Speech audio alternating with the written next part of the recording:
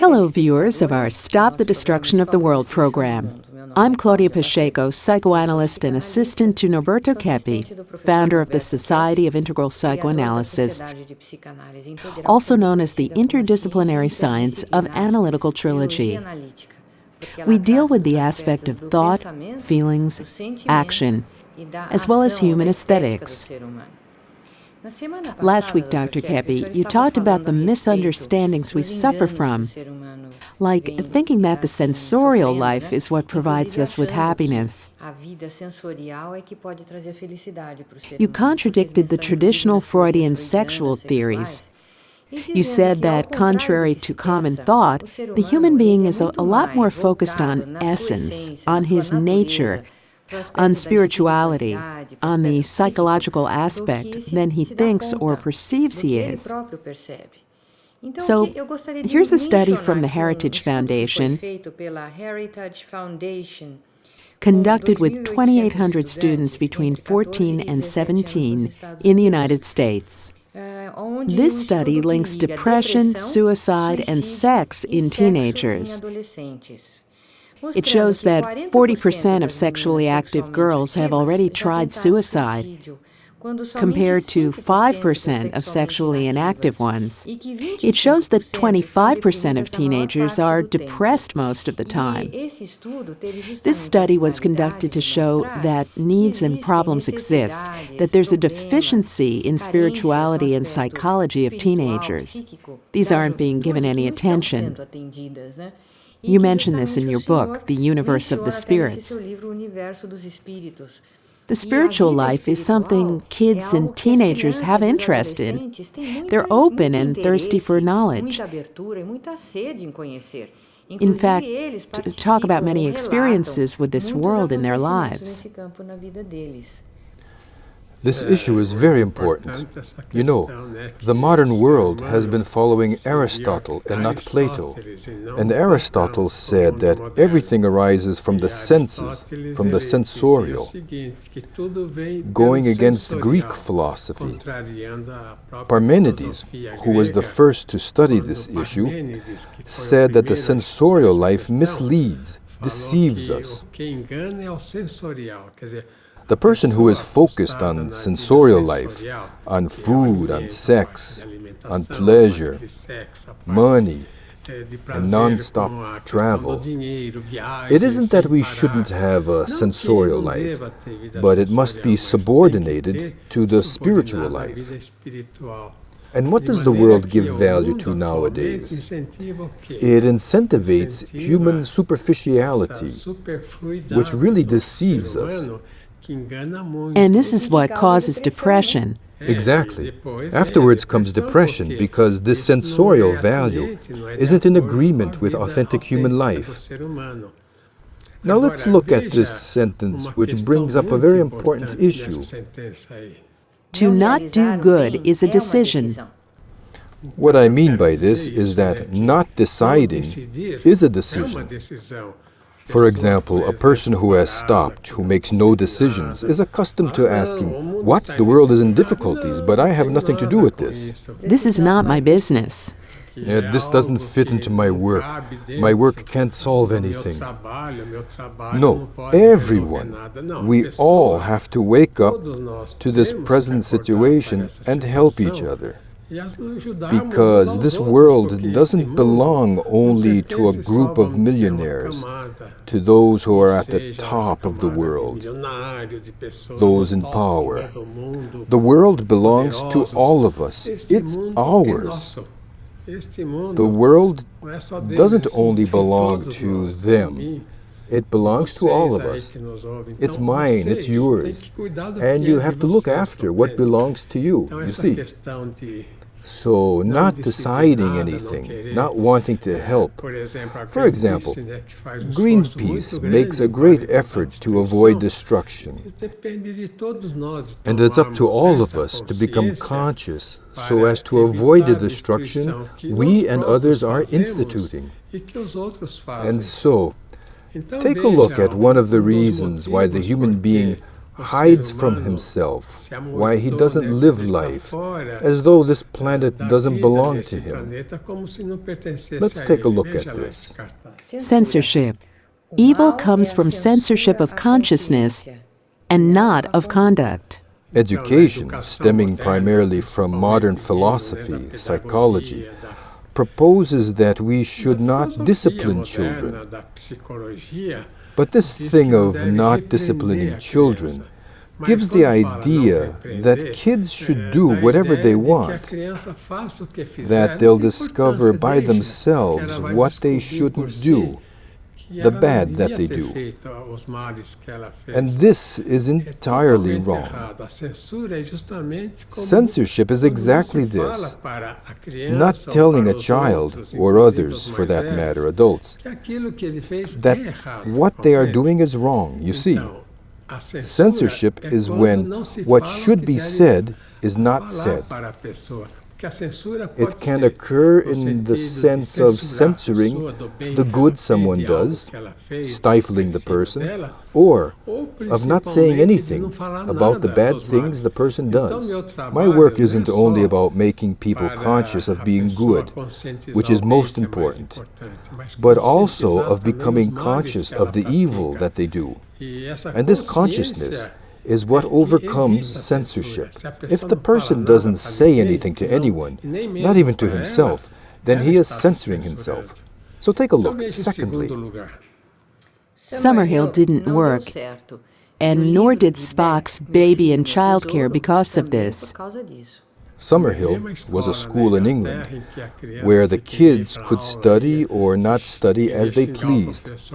They could swear at the teachers, break a window, do whatever they wanted. The journalist who developed this thought that if given total freedom, people would do only good things. And this isn't true. A person has to make a great effort to do what is good, you see. Equilibrium depends a great deal on this effort of doing good. Because if you let a person do what he wants, he is going to unleash so many crazy things that he'll end up ruining his own life. Thirdly, the great evil, sickness, lies in censoring one's consciousness. Well, this is self-explanatory, because it's obvious that conduct has to be, we're using this word, censored. We can't take a gun and kill someone, or kill animals without necessity, or destroy trees, forests, exploit. We can't have this kind of conduct. We have to see that if we have this type of conduct, we are committing a mistake. You see, thus consciousness can't be censored. But every bad thing we do must be censored. If a person doesn't censor the evil he does, then he's going to have serious accidents, serious illness, you see. The human being can't do all the evil he wants to. In fact, he can't stop censoring the evil he commits, because if he does, he will become sick. Here's the fourth idea about the consequences of censorship. Fear, detachment, sadness, silence, and cowardice. Notice that people who are closed up, who hide from social life, even within their own families, they are sick individuals because of this. They have a lot of guilt feelings and don't know what to do to accomplish something good. In fifth place, The consequences of conscientization: enthusiasm, accomplishment, happiness, communication, boldness. Sickness arises from the censorship of consciousness. If a person doesn't censor consciousness, if indeed he admits he made a mistake, that it was something wrong, then he will feel well. But parents have to help. Parents can't omit themselves from the situation. Teachers, even authorities have to say, no, you can't do the wrong things that you are doing. Take a look at this sentence. The human being suffers because he also doesn't want to become conscious of his mistakes. Notice that contrary to what so-called modern psychology thinks, guilt feelings are vital for a person's equilibrium. People should feel lots of guilt every day for all the bad things they have done. Some time ago, we had the habit of confession, going to confession, in many religious societies. I don't know if this has been abolished or not. But this conscientization of one's mistakes, which they call sins, is very important for a person to have internal equilibrium. Let's look at a very important person in this sense. St. Augustine. Augustine had a lot of problems in his life because he was a Manichaeist. Mani was the founder of a religion where he believed there were two gods. One was a God who made matter, and the other who made the spirit. And the one who made the spirit was good, and the one who made matter would be Lucifer. Mani, who created this religion, took this idea from Zoroaster of Persia. This was the first religion. This gave the individual freedom to practice whatever evil he wanted, as if it were necessary to be good and be evil at the same time. But we say here that evil is the privation of goodness.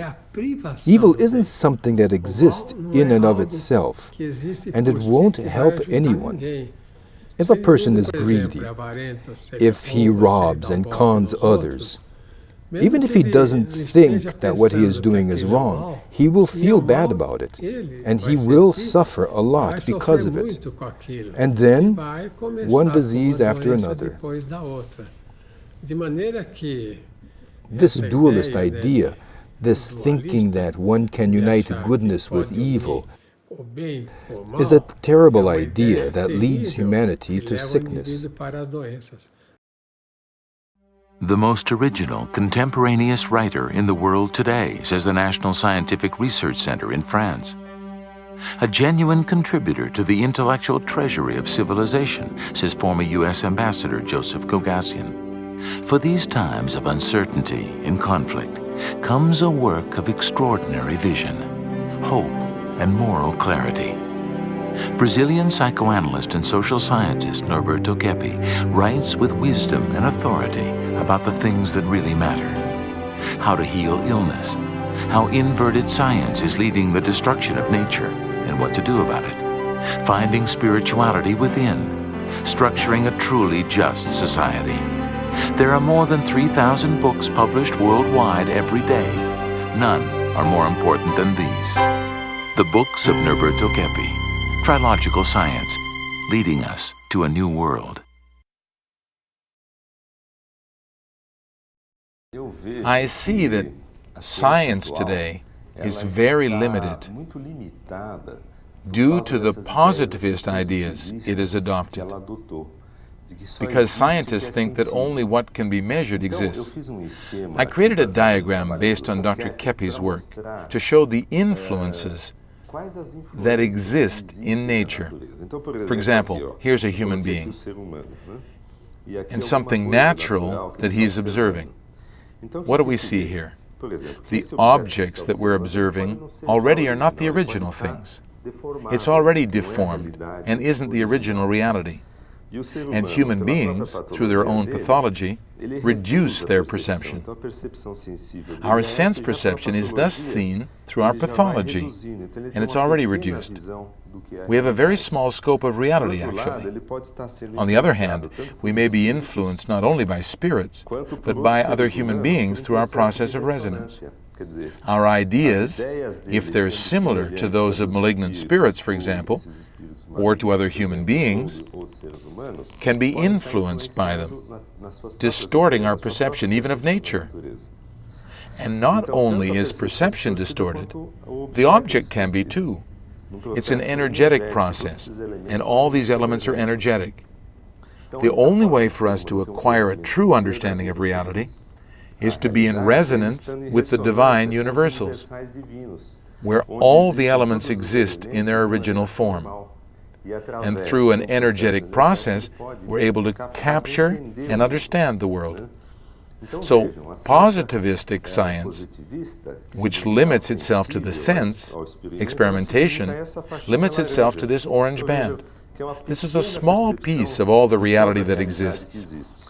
Until we begin to understand this entire process of reality, which goes much further than the limits of positivistic science, we won't be able to understand the world in which we live. And we won't be able to find a solution to the problems that we have. Alex was talking about this spiritual issue.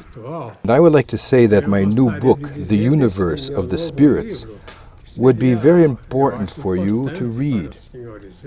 I wrote The Universe of the Spirits, and Allan Kardec wrote the Book of Spirits.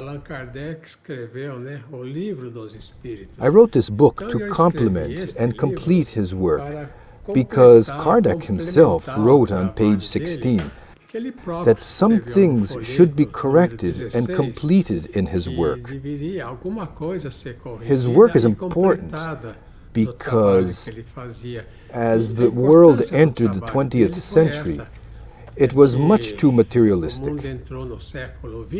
And this 20th century would only focus on sensorial things, as Alex showed us. Only pleasure, food, drugs, addiction to medication, cigarettes, the mania of thinking that money would provide us with happiness. The thing Allan Kardec wanted to show was that there was a union of these spiritual beings here with us. He didn't want to turn it into a religion, but to show that there are good beings in eternity and others which aren't good, which we call demons. Take a look at this really interesting photograph. This photo was taken of a 1-year-old girl when the family was passing a cemetery back in the 19th century. After the film was developed, they noticed this ghost, which seems to be touching something like a drum. Look at the clothing. Look at this photo taken in the United States, where ghosts appear in the car window. Notice that cameras, which are magnetic devices, pick up more than we are able to see. In France, near the chateau where we lived, a woman figure dressed in something like a white bridal gown appeared many times. Later, even the newspapers covered these sightings. Each time we drove by a certain point at around 7 o'clock in the dark winter, she would be there asking for a ride. And when the people there who gave her a lift turned to speak to her, she had disappeared. This happens a lot with children who are able to see many good and bad spirits, or even people who are dead. Take a look at this photo taken on a stairway. It's a ghostly vision. If a person has a keen eyesight, keen senses, if he is quite spiritual, he can really have contact with spirits. What is important is that the person distinguishes the type of spirituality that he is looking for. So take a look at this diagram about theology, which is very linked to the spiritual part. The fundamentals of theology. 1. I doubt what I believe, and I cease to be because I doubt. The question here is that we generally follow spirituality, theology, even as religious societies do, that are influenced by Descartes, who thought that methodical doubting would prove the truth. No, if a person sees something that he perceives, that he feels is true, why doubt it? Like many religious people do, saying that there doesn't exist spirits in contact with us. They do exist, yes, and constantly. So take a look at the second sentence. I believe I understand. I don't understand to believe. The most powerful element is the theological.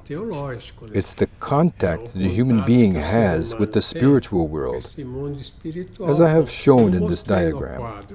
Thirdly, Faith is believing in what exists and not in what is imagined. well, this is self-evident.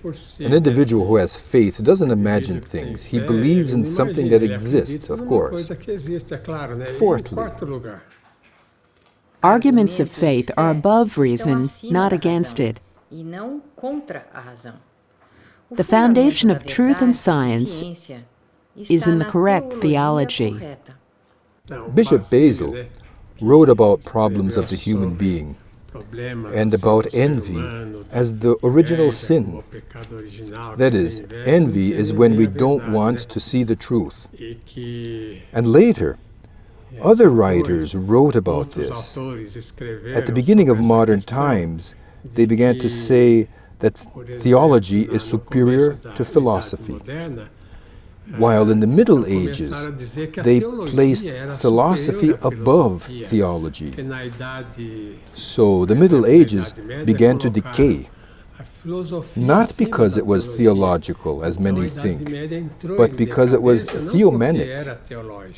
The human being wanted to be God, thus placing philosophy above everything. So take a look at this diagram, at what happened to humanity. Note that humanity was created within total wisdom and sanity. That is, we have all this knowledge within our minds. But why don't we manifest this total knowledge, goodness, this sanity? In second place, would you like to read, Claudia? Envy, megalomania, theomania are neurotic factors. So what happens with these factors? A person who is very envious, principally, creates a barrier to the knowledge he has, which also bars the sanity that he has. Take a look at the consequences. What happens? Knowledge is denied, deformed, and omitted. And its consequences are humanity and society become sick, which would be psycho and sociopathology. I wrote about social pathology in a book I wrote in Europe, in France and Spain. In this book, I show that society is as sick, and sometimes even more so, than the human being. So then comes into play that idea of Jean-Jacques Rousseau, that the human being is born more or less balanced, and society deforms him. What happens then? Society is deformed, as is the human being. So what type of treatment is needed? Take a look at the diagram. 1. Psychotherapy and social therapy. What for, Claudia? To return to the knowledge that existed in the beginning. You will see that there are two arrows that go up. Look over there. That is, when we had that time of total grace, what we had that was freely given, what is known as life in paradise. And now we have to return there with a lot of effort. Why? Look at the next photo. You will notice that next to the boy, there is a figure. Take a look. This figure obviously couldn't be seen, but the camera captured it because of the magnetism it has.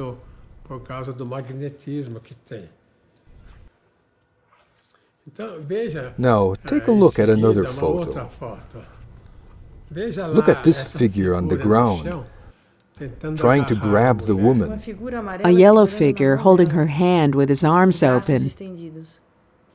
It seems to be a demonic figure, a demon that needs the human being to survive. And so, it's very important, Claudia, for people to understand what Faust brought up. Faust was created by Goethe, who was German. Goethe introduced Romanticism into the world. He created the story of Faust, who was an older person who wanted to return to the pleasures of youth and riches and so on. And so, the devil appeared and told him, "If you sell your soul, I will give you all of this." And he sold his soul, made a blood pact with the devil, and the devil restored his youth. But this is not what happens. You must always mistrust the demons, because they can never furnish the human being with anything, because these spirits have already lost everything. How can a being with nothing give a pleasure, a happiness, a well-being to anyone if he himself doesn't have any of this? So to end, I would like to put up a last sentence. Nothing is known if it isn't loved. Love is the primordial factor which Christ left us with.